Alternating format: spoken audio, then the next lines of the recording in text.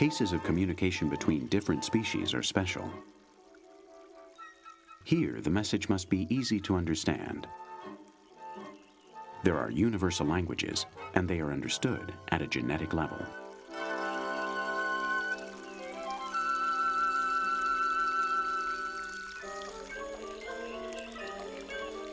The green color of the oriental fire-bellied frog helps the animal to hide in the vegetation. It's mimetic. However, this frog is very peculiar. Its skin is poisonous. In general, the oriental fire-bellied frog prefers to go unnoticed, but when danger comes too close, it doesn't hesitate to proclaim its own toxicity. A snake that is large enough to devour the frog has located it.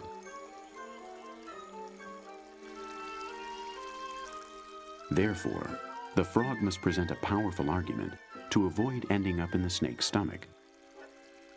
And it must do it quickly, while the snake is still listening.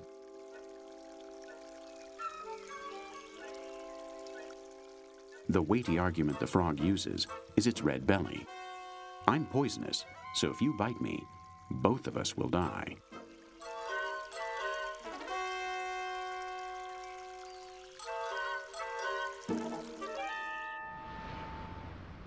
Red is universally understood to mean caution.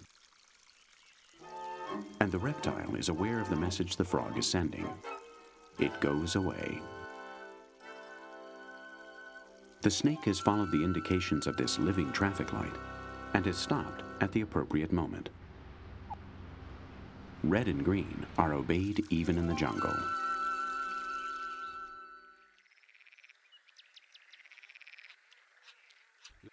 Basically, sight is designed to detect moving objects. Therefore, if some animals mastered color as a means of communication, other animals added movement to it. It was a revolution in animal communication.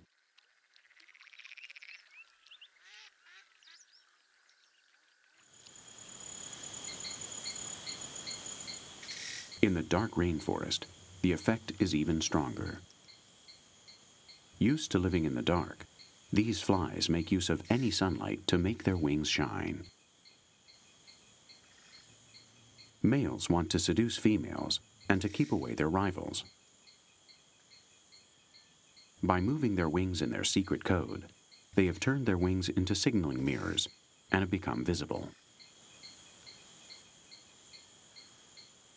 Standing on the only sunlit leaf, these insects are fighting for their genetic survival.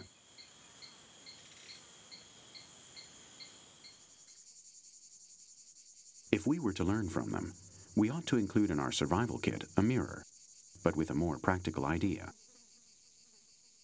If we get lost on our way, a sun's ray could establish our position.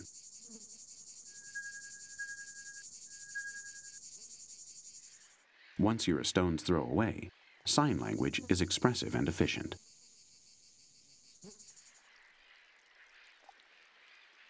At a short distance, sign languages have complex rules and are only understood by members of the same species.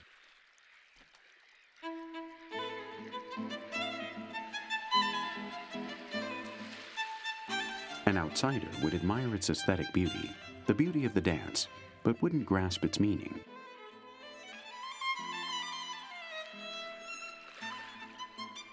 The coding in these cases can be really complex. Each time a fiddler crab raises or lowers its claw, it's talking with its neighbors. Its extremely large and colorful claw is needed to be clearly seen on the beach. But those watching such simple and repetitive gestures can't understand how crabs get so much information from them.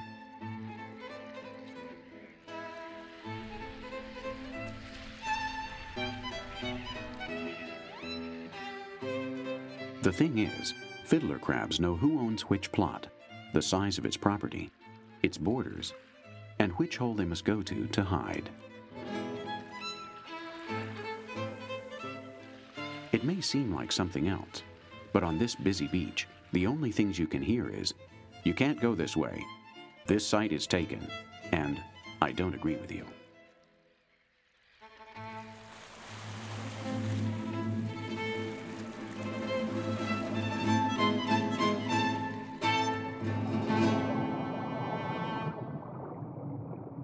In the water, a few meters from the beach, a squid is speaking in a complex language that includes color, movement, and sudden color changes.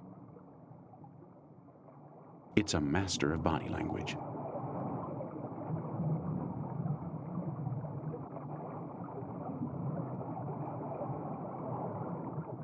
Cephalopods see in a way similar to humans. What we see on any TV screen are small points of color that define colors and larger images when they mix.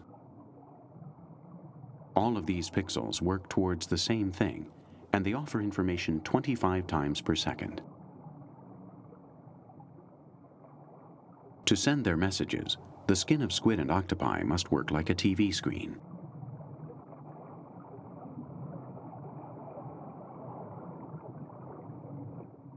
This 10-centimeter octopus is a cousin of the squid. It specializes in the color blue. It's called the blue-ringed octopus, and it's poisonous.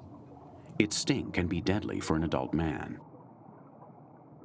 But the bacteria in its saliva is just one of the many gifts it's endowed with.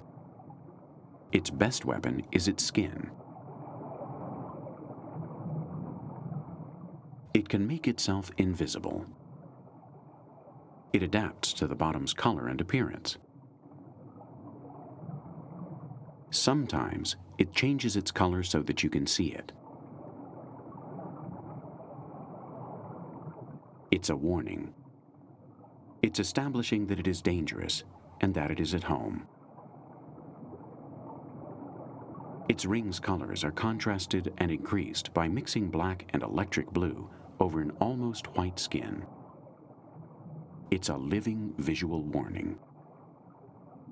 No predator would dare to bother it.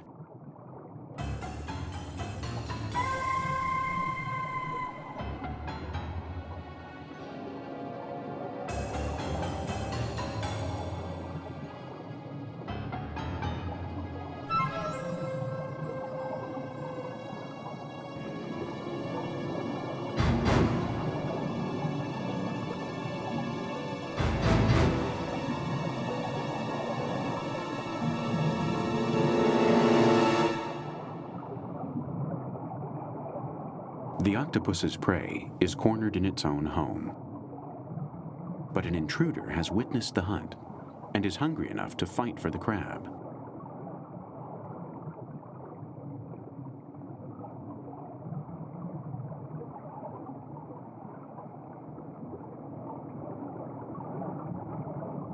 It's a strange fight. With no physical contact, it's a visual fight.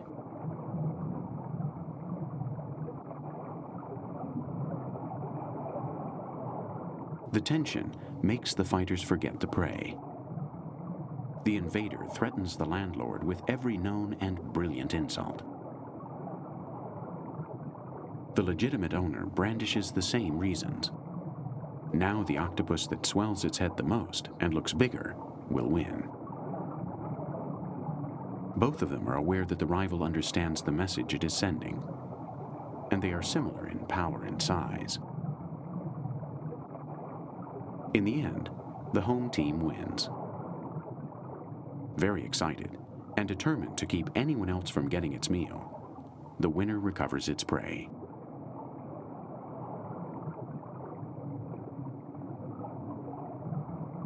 Cephalopod eyes are designed to see moving objects and changes in color. It's likely that they are a basic part of their signaling system. Human eyes react almost the same to moving stimuli, or to blinking lights that draw our attention.